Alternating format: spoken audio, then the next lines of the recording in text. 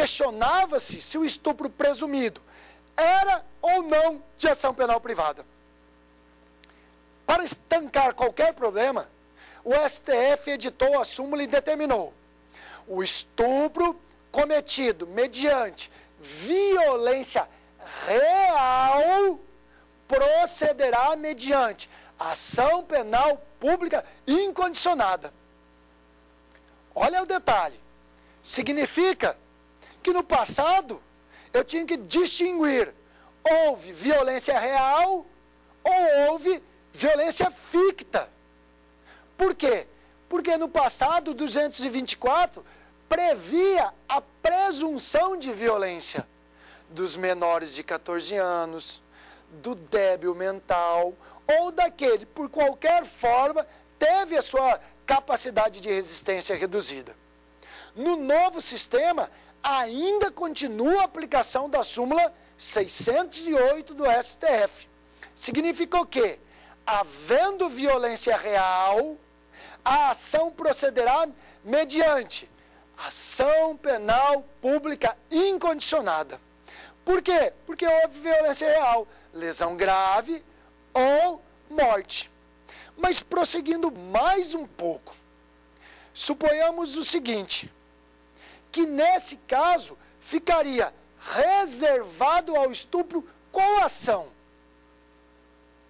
De fato, se nós resgatarmos a súmula 608 para cobrir essa lacuna, restaria apenas para o estupro a ação penal pública condicionada quando o crime for praticado mediante ameaça. Por quê? Porque aí eu não estaria diante de uma violência real, diante de uma violência física. Perceba a ponderação. O estupro hoje fica reservada a ação penal pública condicionada apenas quando o agente empregar grave ameaça para a execução do crime. Quando o agente empregar violência, quando o agente desta violência resultar a morte, lesão grave, eu estarei diante de ação penal pública incondicionada.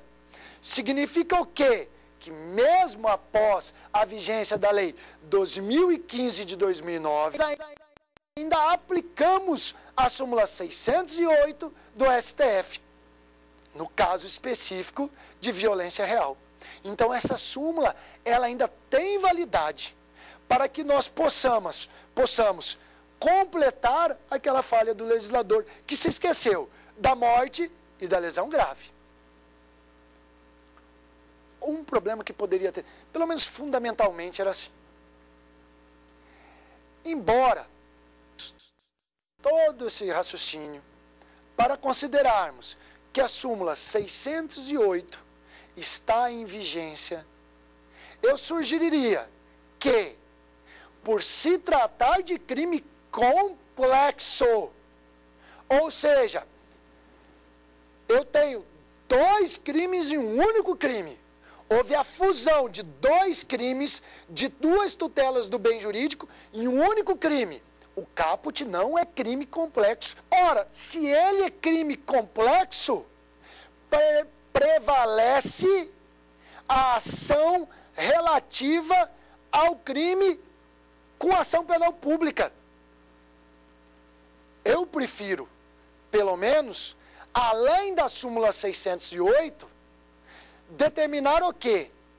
Que por se tratar de crime complexo, é evidente que a ação será pública e incondicionada, porque a morte ou a lesão grave são crimes de ação penal pública incondicionada. Muito embora, quando nós estudamos especificamente estes crimes, você vai verificar que a justificativa é a súmula 608 para transformar morte e lesão grave de pessoas que são maiores de 14 e menores de 18 como ação penal pública incondicionada. Vale a ideia que eu passei para vocês. No meu entendimento, eu comungo da hipótese em que, mesmo não havendo essa súmula 608, quando eu estiver diante de crime complexo, prevalece a ação penal pública incondicionada, quando um dos crimes deste complexo de crimes proceder em ação penal pública incondicionada. Então nós iremos estudar doutrinariamente sobre esse aspecto. O que vai fazer a supressão, o que vai preencher a lacuna, não é entender que o crime é complexo, pasmem, mas sim que pela existência da súmula 608. Bem, depois dessas considerações, nós entraremos diante do tema estupro de vulnerável. Artigo 217-A do Código Penal. Houve uma alteração interessantíssima dentro desse sistema. Qual é? Antes da lei 12.015 de 2009, nós trabalhávamos com o artigo 224 do Código Penal e alíneas. Significa o quê? Que quando o agente mantivesse conjunção carnal ou praticasse ato libidinoso diverso da conjunção carnal, ou permitisse que com ele se praticasse ato libidinoso diverso de conjunção carnal, era necessário uma conjugação de artigos. Qual é essa conjugação de artigo? Nós pegávamos o artigo 213 e combinávamos com o artigo 224. Ou nós pegávamos o antigo artigo 214 e combinávamos com o artigo 224. Ele dispunha especificamente do quê? Das vítimas desse estupro. E quem era a vítima desse estupro na modalidade anterior? Era a vítima menor de 14 anos, a vítima acometida de doença ou débil mental, ou qualquer pessoa que fosse incapaz de resistir, de oferecer resistência. Esse era o modelo do 224 do Código Penal. Para evitar uma controvérsia que durante anos permaneceu no nosso sistema jurídico, o legislador resolveu objetivar o crime de estupro de vulnerável, ou o antigo estupro presumido. A partir de hoje, quando eu estiver diante de vítima menor de 14 anos, que esteja cometido de enfermidade ou uma doença mental que impeça a resistência, a capacidade de compreensão, ou quando a vítima, por algum motivo, não possa resistir, não tenha capacidade de resistência, que a resistência seja reduzida, eu tenho a figura do estupro de vulnerável, sendo eliminada a ideia da presunção dessa lei, porque nós presumíamos que o menor de 14 anos sofria violência. Por qual motivo? Porque ele era impedido de consentir, ou o consentimento dele era viciado. Embora houvesse consentimento, era viciado esse consentimento. O que o legislador fez? Ele revogou o artigo 224, criou o capítulo dos crimes contra vulneráveis, e o primeiro crime, ele fez a estrutura do estupro de vulnerável.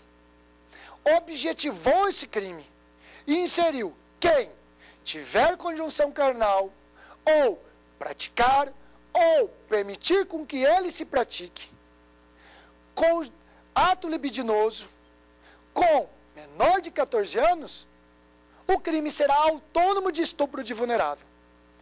Paulo André, então, quer dizer, se eu mantiver conjunção carnal com uma menina menor de 14 anos, mesmo ela desejando a relação, mesmo ela consentindo, eu estarei diante do crime de estupro de vulnerável? estará diante do crime de estupro de vulnerável. E aí surgiu uma problemática que, segundo o professor Rogério Greco, o legislador tentou estancar. Qual é o problema? Esta presunção do consentimento da vítima é absoluta ou é relativa? Significa o quê?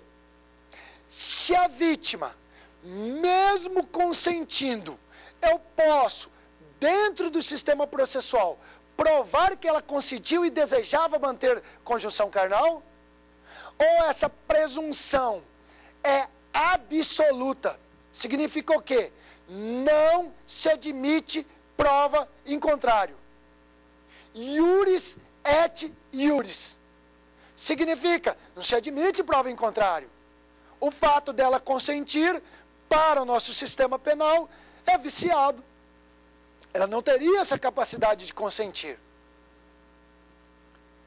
Caso haja um estudo da doutrina, você terá duas balanças. Quem entende como o professor Rogério Greco, no sentido dessa presunção ter sido banida do nosso sistema, porque o legislador criou um crime autônomo, deixou de presumir a violência. A partir de hoje, a conjunção carnal com menor de 14 anos consentida é um crime autônomo. Não se quer falar em presunção. O legislador objetivou o crime. Pouco me importa se ela era prostituída, pouco me importa se eu sou o 10º sujeito a ter relação sexual com ela. O fato é que, se eu mantiver conjunção carnal com menor de 14 anos, ou praticar, ou permitir que comigo se pratique ato libidinoso, eu estarei diante de estupro de vulnerável. Cuidado. O fato de ser a presunção absoluta, isto não impede que eu, na prática, analise a singularidade que esse problema me apresente. A questão na prática não pode ser engessado a ponto de eu excluir todos os pontos que conduziram a essa conjunção carnal. Isso significa o quê? Que a presunção é absoluta. Eu não tenho dúvida. E desejo que vocês não tenham dúvida. A presunção é absoluta. O STJ e o STF não admitem prova em contrário. Só que isso não nos conduz ao engessamento da norma penal. Isso não impede que, na prática, eu analise as peculiaridades daquele caso específico. Como, por exemplo, eles já eram namorados a longa data e nada como natural mantiveram conjunção carnal. O consentimento dela é viciado. A presunção é absoluta. Ele não pode sustentar que ela consentiu, porque não se admite prova em contrário. Mas nada impede que eu, analisando o caso específico, eu absolva em razão do detalhe e da peculiaridade do caso concreto. Isto significa que eu não estou flexibilizando a norma. Eu apenas estou relativizando a minha interpretação, porque é a ferramenta do sujeito que está interpretando. Presunção absoluta não conduz a engessamento da norma. O fato de objetivar não significa que a controvérsia do passado acabou. Ela ainda continuará no nosso sistema, dentro dessas peculiaridades específicas. Quando nós estudamos o estupro de vulnerável, nós analisamos especificamente que será a vítima a menor de 14 anos. Porém, no parágrafo 1º do artigo 217-A, o legislador ampliou alcance destas vítimas. Significa o quê? Que o crime autônomo de estupro de vulnerável não se restringe a menor de 14 anos. O estupro de vulnerável poderá ser cometido contra pessoas que estão em enfermidade ou doentes mentais. E mais, quando por qualquer outro meio o agente tenha reduzido a capacidade de resistência da vítima. Cuidado 2 vezes. Primeiro, talvez você esteja em casa pensando assim: quer dizer que o legislador não permite que quem é doente mental tenha liberdade sexual? Provavelmente é isso. O fato de eu ser doente mental, eu não posso manter conjunção carnal com outras pessoas? Não. A questão aqui é só meramente protetiva para aquele que se aproveita daquela circunstância para manter conjunção carnal. É bom que se diga o seguinte: o nosso parágrafo 1º, ele adota um critério bio mais psicológico. Ou quando nós estudamos em imputabilidade, biopsicológico. Significa que a vítima, ou ela está em enfermidade, ou ela é doente mental, mas que ela não tem a capacidade de discernimento daquele ato. Então isso não significa que o fato do doente mental ou enfermo não possam ter conjunções carnais. Não. Se ele estiver no sentido biológico, mas no sentido psicológico apto, não tem problema nenhum. A corrupção de menores tem um dado fundamental. Qual? Jamais o menor de 14 anos que foi convencido a satisfazer a lascívia de uma terceira pessoa poderá praticar qualquer ato libidinoso, seja conjunção carnal, seja ato libidinoso, diverso da conjunção carnal. Por que eu estou frisando isto para você? Este crime, especificamente, ele tutela a atividade de contemplar, uma atividade contemplativa.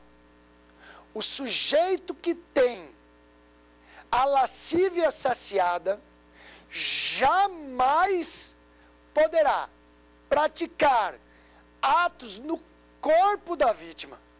Ele apenas assistirá a menor de 14 anos a praticar atos libidinosos para satisfazer a sua lascívia. Então nós não temos a ideia de toque. Isso é impossível nesse crime. Por que nós não podemos raciocinar que não forma contemplativa? Basta você imaginar o seguinte: aquele sujeito que, por qualquer forma, tem conjunção carnal, ou pratica, ou permite que se pratique ato libidinoso, ele não está no artigo 217A. Por esta razão, sempre, quando nós estivermos diante da corrupção de menores, eu só posso imaginá-la sob a óptica contemplativa. Se houver de fato um toque, se houver de fato contato físico com a vítima menor de 14 anos, eu estarei diante de outro crime. Bem, raciocinemos. Eu quero que você entenda o direito penal como um todo. Qual é a responsabilidade penal do sujeito que pediu para um amigo convencer uma menor de 14 anos a satisfazer a sua lascívia e, posteriormente, ele vem a manter conjunção carnal com essa menor de 14 anos? A resposta é tranquilo, no tocante àquele sujeito que está tendo sua lascívia saciada. Basta nós nos reportarmos ao artigo 217-A.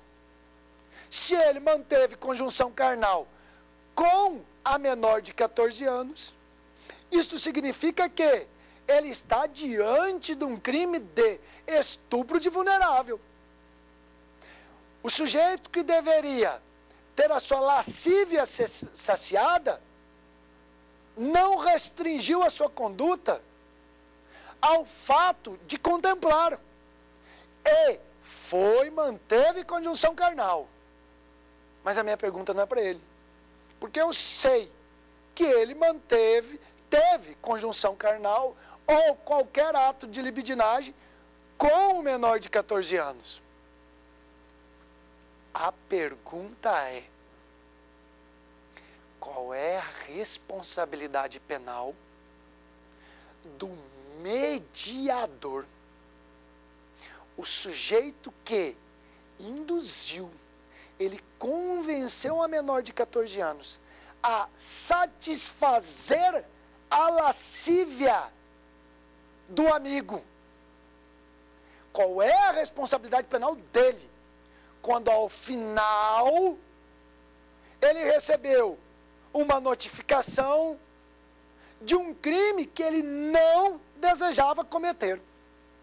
Qual era o crime que ele pretendia cometer?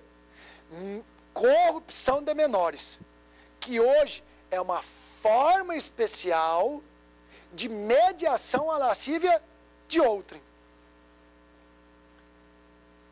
Se você for analisar detidamente, você perceberá que o artigo 29, parágrafo 2º do Código Penal, que transcreve a cooperação dolosa distinta no concurso de agentes, a resposta vai estar lá. Não é muito fácil nós encontrarmos esse estudo no livro, esse estudo na doutrina, mas basta você raciocinar da seguinte forma: olha o gênero.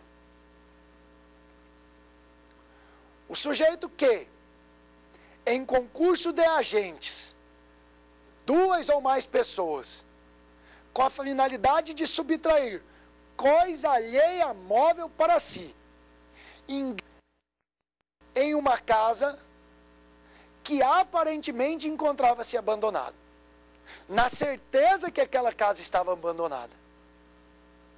Um dos agentes ingressará na casa, o outro permanecerá do lado de fora. Durante a execução do eventual furto, o agente que estava dentro da casa é surpreendido por uma coisa que jamais era prevista: um segurança. Para isso ele faz o quê? Saca a arma e atira contra o segurança. Corre para a frente da casa, entra no carro do seu comparsa e eles prosseguem em fuga. Depois de um tempo, são parados na blitz. Surpreendentemente, o condutor que ficou do lado de fora da casa toma consciência que eles estavam em flagrante de um crime de latrocínio. Ele olha ao lado e diz: eu queria praticar um furto. Por que latrocínio? Nós furtamos.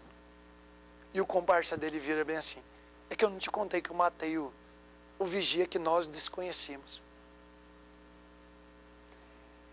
Nesta hipótese prática, o sujeito que permaneceu do lado de fora da casa e desde o início pretendia praticar o crime de furto, ele responderá pelo crime de furto, mesmo que o resultado final tenha sido um latrocínio.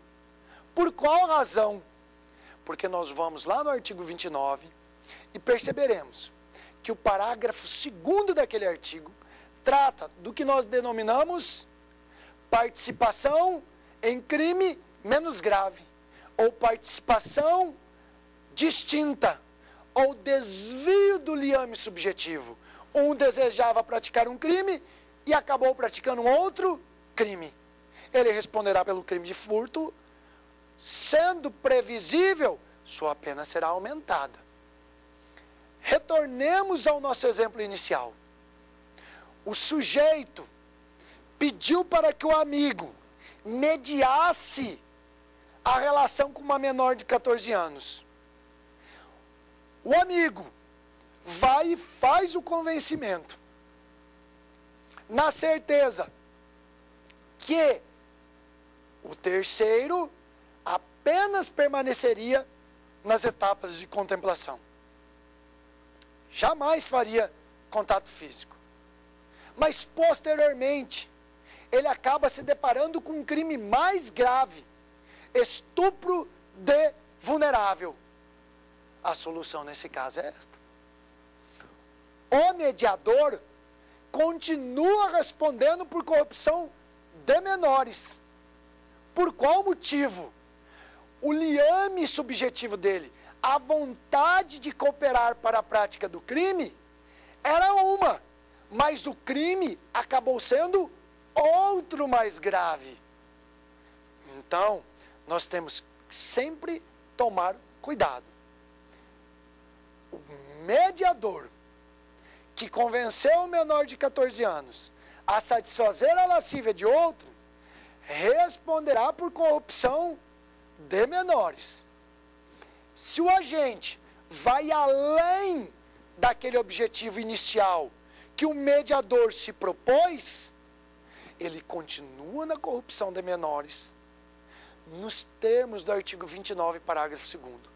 Enquanto o sujeito que teve a sua lascívia saciada, mas teve contato físico com a vítima, responderá por estupro de vulnerável. O Saber Direito Compacto está chegando ao fim.